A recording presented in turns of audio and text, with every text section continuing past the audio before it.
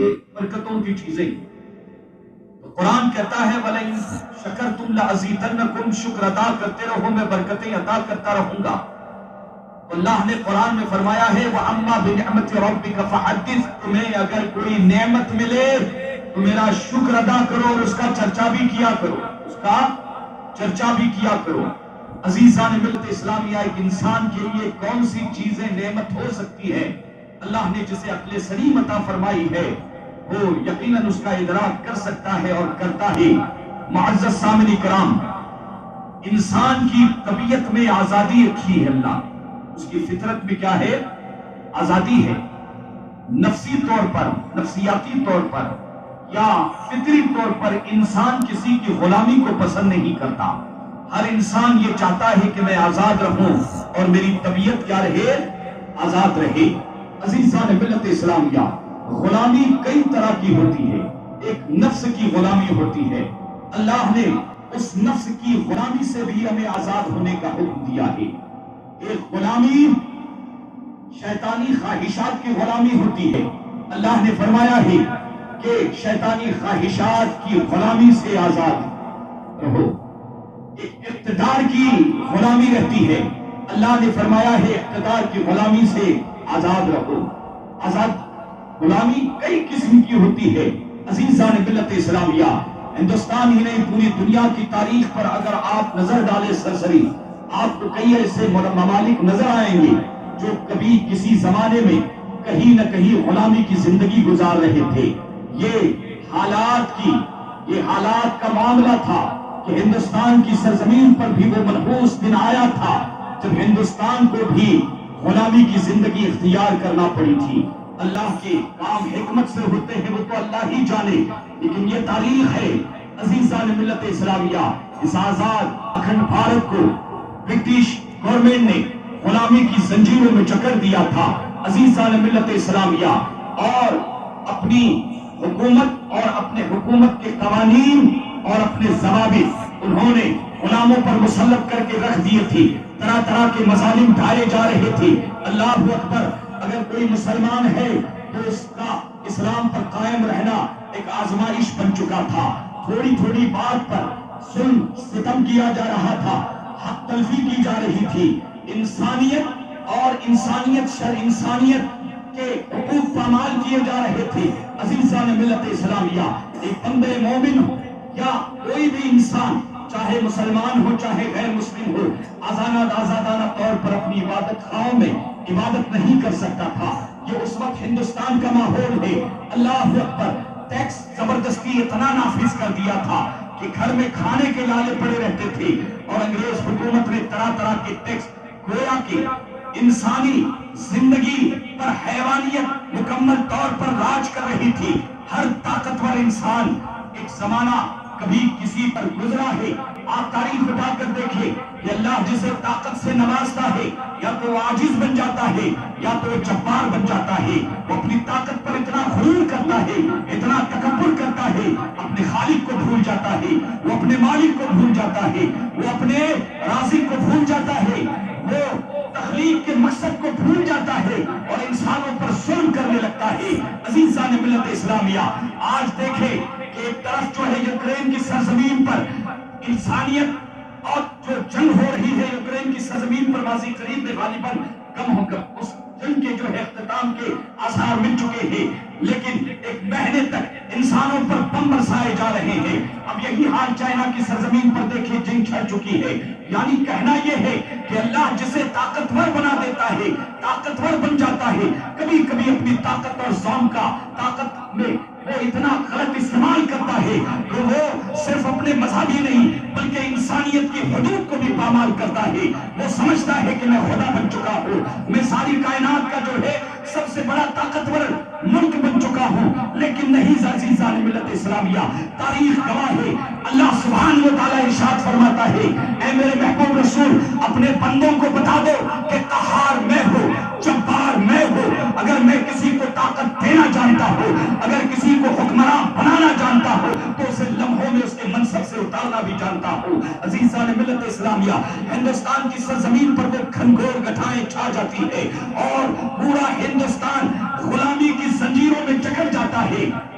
ملت اسلامیہ، آپ تاریخ اٹھا کر دیکھیں کہ ہندوستان کو انگریزوں کے اس ظلم کے پنجے سے آزاد کرانے کے لیے بلا تفریق ملت کئی دھرم کے لوگوں نے، چاہے مسلمان ہو، چاہے غیر مسلمان ہو، چاہے سکھ ہو، چاہے کسی دھرم کے ماننے والے ہو، کہیں نہ کہیں جو ہے آزادی میں انہوں نے حصہ لیا ہے۔ عزیزان ملت اسلامیہ، زمین کی محبت کے حوالے سے آج ہمیں اس حالات میں موجودہ جو ہندوستان کے حالات چل رہے ہیں، ان حالات کے تناظر میں ہمیں ضروری ہو گیا ہے کہ اگر آپ کو وطن سے محبت ہے، اور الحمدللہ ہر مسلمان کو وطن سے محبت ہے، تو اس محبت کا آپ اظہار بھی کریں، اس محبت کا آپ اظہار کریں، اپنے اظہار کریں۔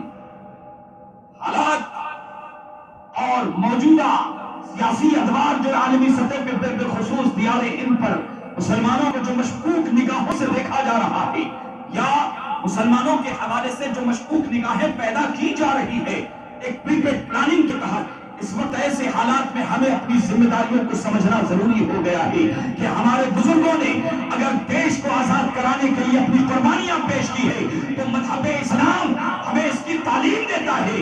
یہ کوئی شریعت کے منافی چیز نہیں کہ اپنے وطن کی محبت کا اظہار کھل کے کیا جائے۔ عزیزان ملت اسلامیہ، ایک حدیث پاک ہے جس پر محدثین نے بہت کلام کیا ہے۔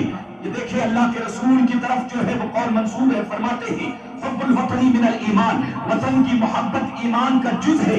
بے شمار محدثین اس حدیث پاک کے جز کو لے کر فرماتے ہیں کہ یہ حدیث موضوع ہے، لیکن تمام محدثین کا اس بات پر اتفاق ہے کہ اس حدیث پاک کا جو عنوان ہے، اس کا جو مضمون ہے، اس کا جو ٹاپک ہے کہ وطن کی محبت یہ ایمان کا تقاضا ہے، وطن کی محبت اور وطن سے پیار کرنا ایمان کا تقاضا ہے، اور ایمان ہمیں یہ درس دیتا ہے کہ جس مٹی میں ہم رہتے ہیں اس کا احترام بھی کیا جائے، اور اس کی محبت بھی کی، اور اس کی محبت بھی اپنے دل میں رچا بسا لی جائے، اور اس کے حدود کی حفاظت کے لیے، اس وطن کی ترقی اور تعمیر کے لیے ہر طرح سے ہمیں اپنی قربانیاں پیش کرنی ہے۔ عزیزان ملت اسلامیہ، حدیث پر گرچہ کلام ہو لیکن مفہوم حدیث پر کوئی کلام نہیں ہے۔ تمام محدثین متفق ہیں کہ وطن کی محبت یہ ایمان کا تقاضا ہے، ایمان کا تقاضا ہے۔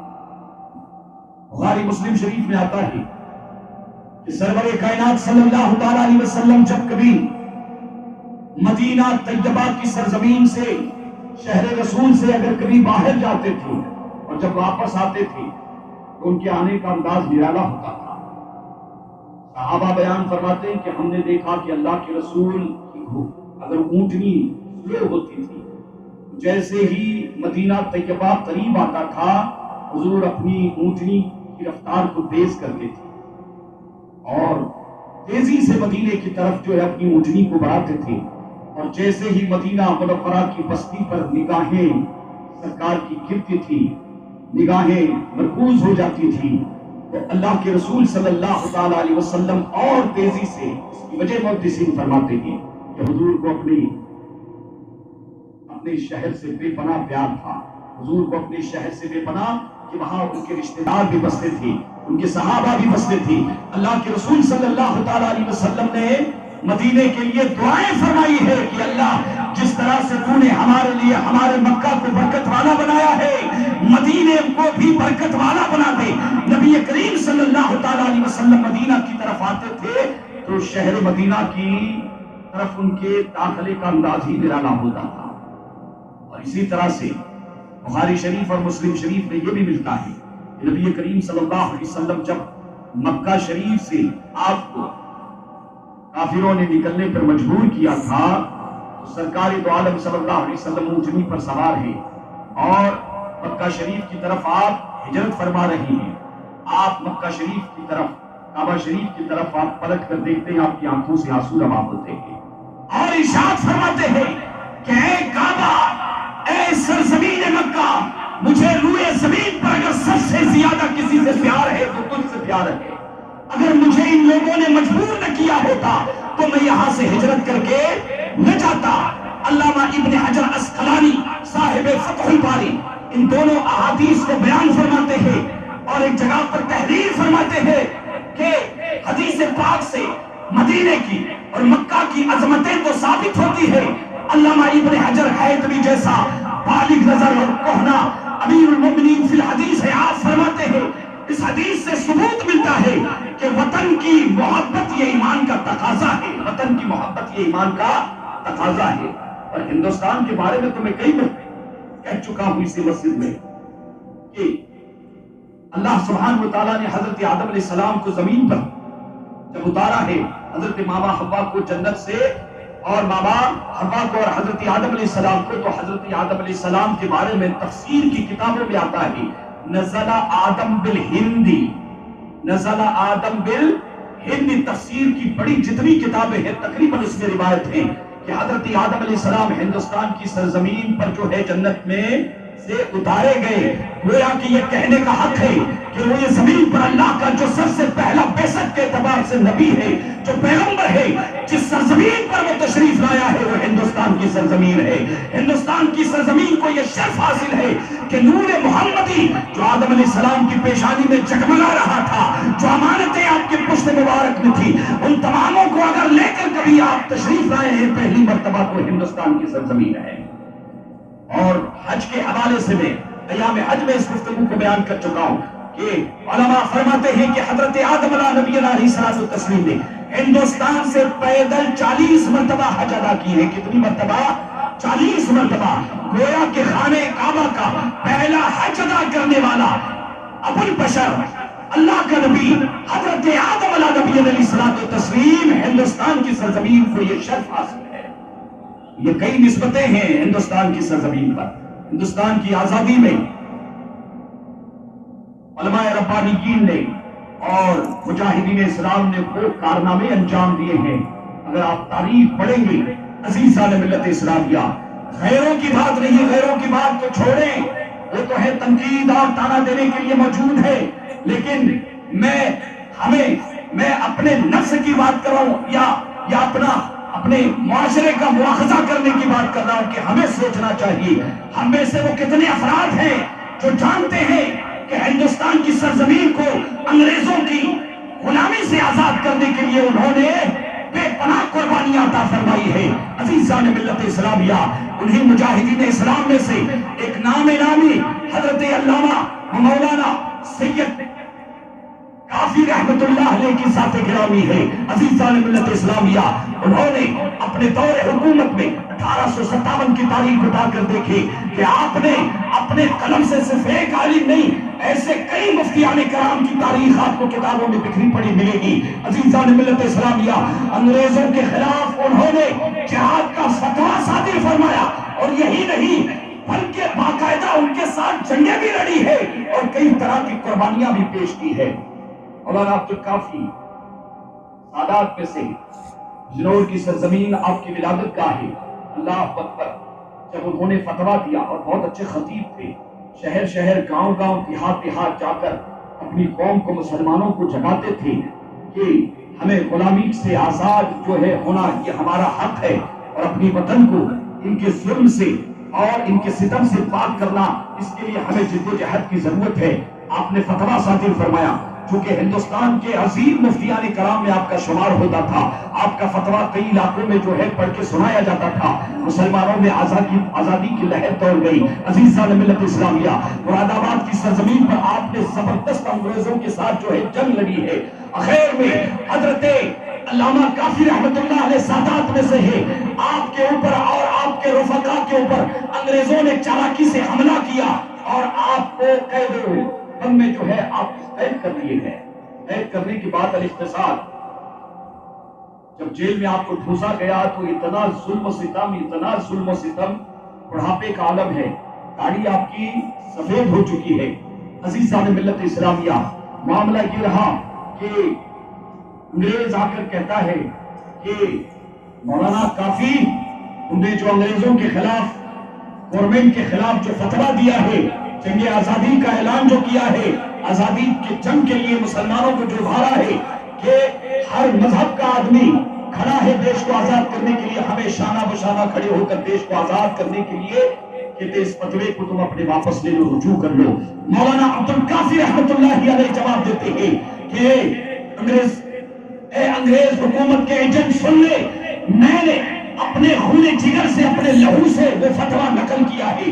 میری جان تو جا سکتی ہے لیکن جو فتویٰ میں نے دیا ہے وہ اپنی ملک کی وفاداری میں دیا ہے, اپنے سرزمین کی حفاظت کے لیے دیا ہے. اور ہمیں اپنی جان تو منظور ہے لیکن غلامی کی زندگی منظور نہیں ہے. عزیزان ملت اسلامیہ, انگریز گالی گلوچ کرتا ہے اور جانتے ہیں کہ 4 مئی کی 4 تاریخ تھی 1857 کی بات ہے.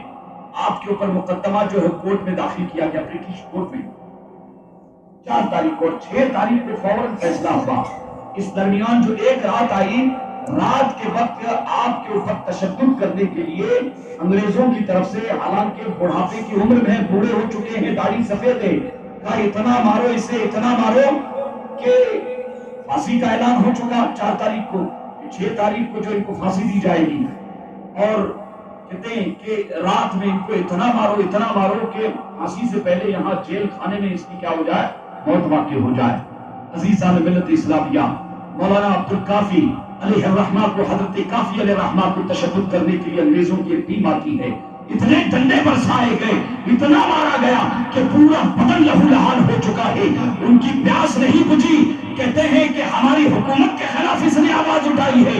عزیزان ملت اسلامیہ, حضرت مولانا عبدالکافی پر کہتے ہیں یہ تشدد کافی نہیں, استری منگائی گئی. استری کوئلے کی جو استری ہوتی ہے نا, وہ کہتے ہیں اس میں جو ہے کوئلے ڈالو, استری کو گرم کرو اور پورے بدن پر جو ہے استری چڑھا دو.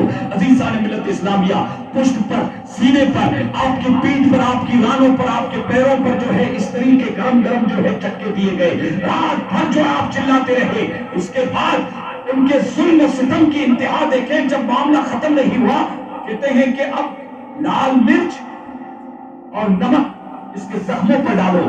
عزیزان ملت اسلامیہ, اس دوران وہ مطالبہ کرتے رہے کہ ہندوستان کی آزادی کے حوالے سے جو تم نے فتویٰ دیا ہے واپس لو. اب جان تو جائے گی, فتویٰ نہیں جائے گا. اللہ اکبر. جب تھک گئے وہ لوگ مار کے, تقریباً 4 بجے دیوار کو ٹیک لگا کر آپ کی آنکھ لگ گئی. اللہ کے رسول دانائے غیوب محمد رسول اللہ صلی اللہ علیہ وسلم آپ نے تشریف لاتے ہیں, کیونکہ آپ اہل بیت سے ہیں, حضور کی اولاد میں سے ہیں. فرماتے ہیں مولانا کافی کیا پریشان ہو گئے؟ عرض کرتے ہیں یا حبیبی یا رسول اللہ, اب تک تو پریشان تھا لیکن اب پریشانی ختم ہو گئی. اگر مجھے معلوم ہوتا کہ اس ظلم کے بعد مجھ پر یہ کرم ہوتا کہ آپ اپنی زیارت مجھے عطا فرماتے تو میں اپنے آپ کو پہلے ہی پیش کر دیتا اس کے لیے. عزیزان ملت اسلامیہ, جب آخری خواہش پوچھی گئی تو کہا قلم اور کاپی دی جائے. آپ ایک نعت پاک لکھتے ہیں. اللہ اکبر. عزیزان ملت اسلامیہ, وہ نعت پاک اتنی مشہور ہو چکی ہے کہ آج پوری دنیا میں مولانا عبدالکافی تو چلے گئے, 100 سال سے زیادہ کا عرصہ گزر چکا ہے, لیکن آج وہ اپنے نعت پاک اور اپنے دینی خدمات کے حوالے سے آج بھی زندہ ہے. نہ دل باقی رہے گا, نہ چمن باقی رہے گا, پر رسول اللہ کا نہ دین حسن رہ جائے گا. نعت پاک کا جو ہے یہ مصرع وقت ہو چکا ہے, اس لیے یہ ابھی جو 15 اگست آ رہا ہے, ہمیں اور آپ تمام مسلمانوں کو چاہیے کہ جنگ آزادی کے اس موقع پر جو جشن منایا جاتا ہے, ہم کھل کر اپنی محبتوں کا اظہار کریں. یہ ہمارا حق ہے اور ہم اس کے ذریعے بتائیں کہ ہمارے بزرگوں نے, ہمارے پرکھوں نے, ہم اس وطن کو آزاد کرانے میں ایک تو پیغام جائے گا اور دوسری کہ ہماری بیداری بھی نظر آئے گی. اللہ ہم تماموں کو